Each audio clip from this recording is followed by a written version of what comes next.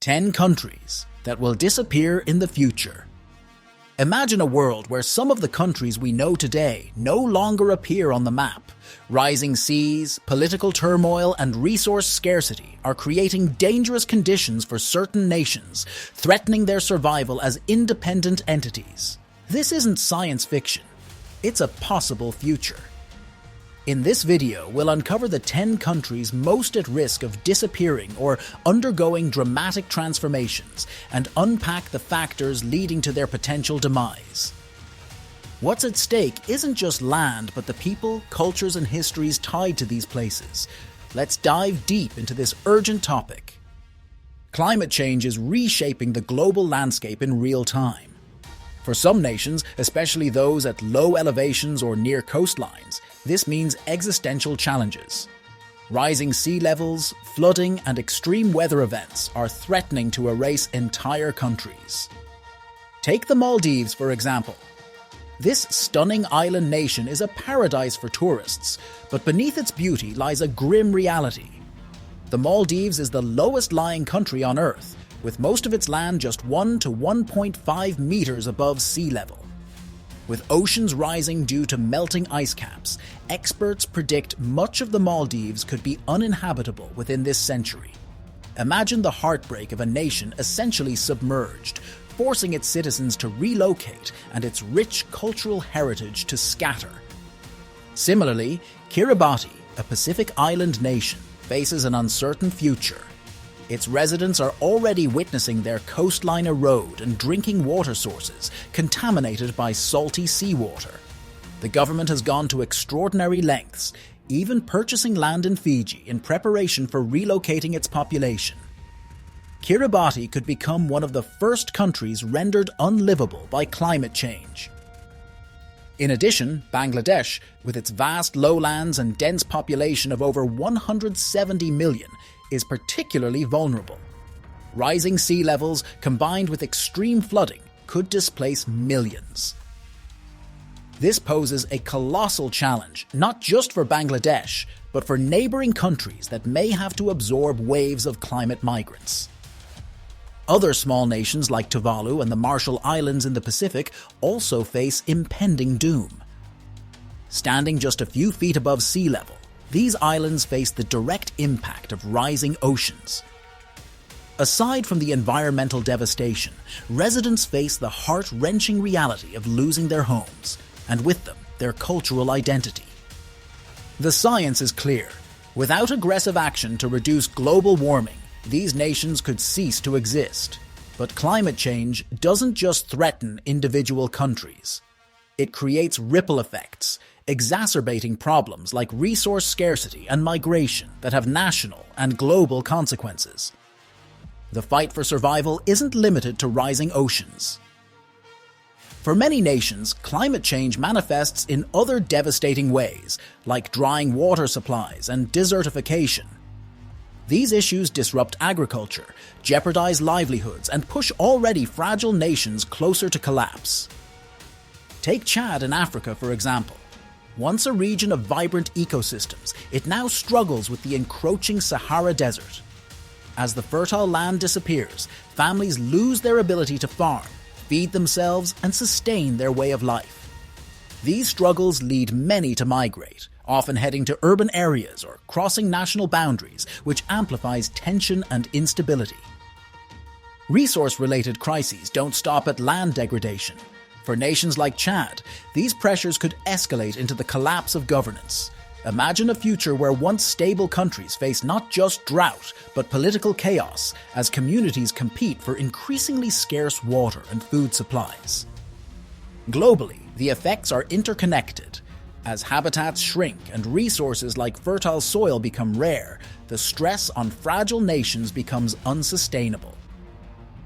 Environmental displacement often turns into a downward spiral, pushing already vulnerable states like Chad closer toward uninhabitability. Beyond climate, geopolitical instability presents a different but equally catastrophic kind of threat to nations. War, territorial disputes, weak governance, or reliance on external powers can destabilize a country to its core. Let's start with Syria. Years of civil war have torn this country apart, displacing millions and creating deep fractures in its governance and infrastructure. With vast parts of the country under the control of different factions, Syria's territorial integrity is already under stress.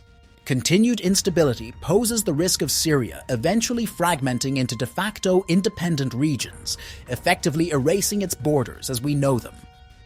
A similarly bleak fate threatens Yemen, a nation caught in the grip of a devastating conflict fueled by regional power struggles. The war has caused famine, widespread poverty, and a humanitarian disaster that has eroded central governance. Can Yemen survive as a unified country if these challenges persist? South Sudan, though a relatively young country, is already teetering on collapse. Ethnic violence, rampant poverty, and political instability make its future deeply uncertain.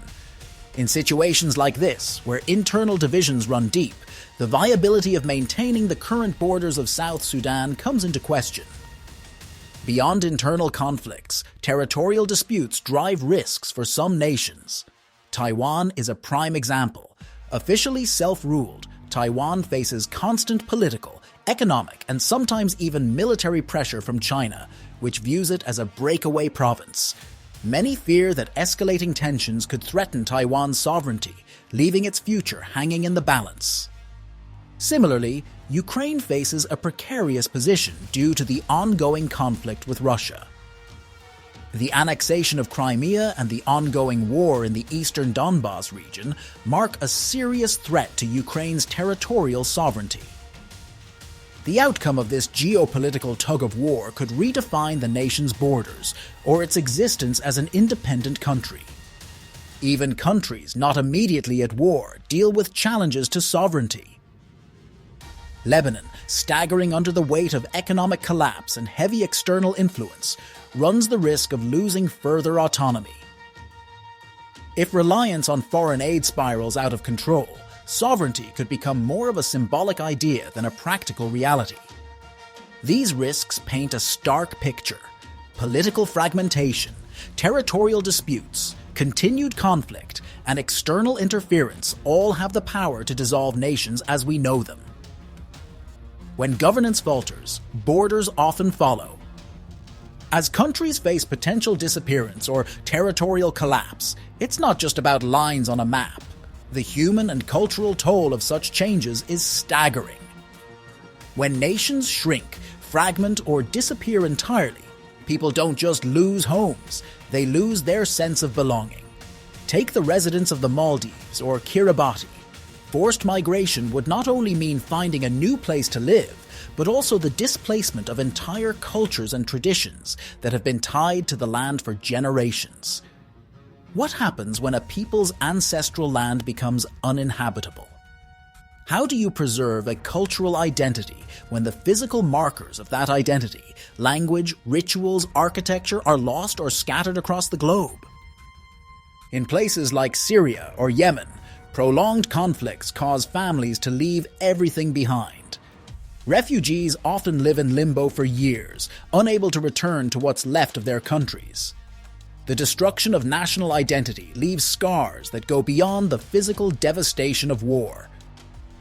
And on a global level, these migrations amplify crises elsewhere. Neighboring countries may face challenges trying to support displaced populations, sparking new tensions. Economically fragile regions could become overwhelmed. The ripple effects don't just stop at the borders of these nations, they affect the entire world.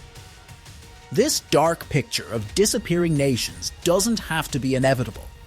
While the challenges are monumental, global action can help mitigate the risks. Preventing this future requires efforts on both the environmental and geopolitical fronts, as well as collaboration between developed and developing nations.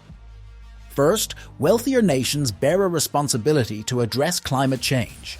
Large industrialized economies are the biggest contributors to global warming, yet small, vulnerable nations bear the brunt of its impact. Whether it's transitioning to renewable energy, enhancing disaster aid, or reducing emissions, developed countries must take the lead to reduce the damage. Next, policy shifts that support vulnerable nations are essential. Initiatives like relocation programs, which Kiribati has undertaken, reflect one approach. But countries like Bangladesh must prepare for large-scale internal migration. Governments and international organizations must work together to create long-term plans that balance environmental adaptation and housing for displaced populations. On the geopolitical front, resolving ongoing conflicts and supporting stable governance are crucial. For nations like Yemen and South Sudan, the international community must push for peace processes and support rebuilding efforts. Strong, stable governments can better withstand challenges like resource scarcity or political interference. Finally, this is a wake-up call for humanity. The disappearance of nations isn't just their loss, it's ours.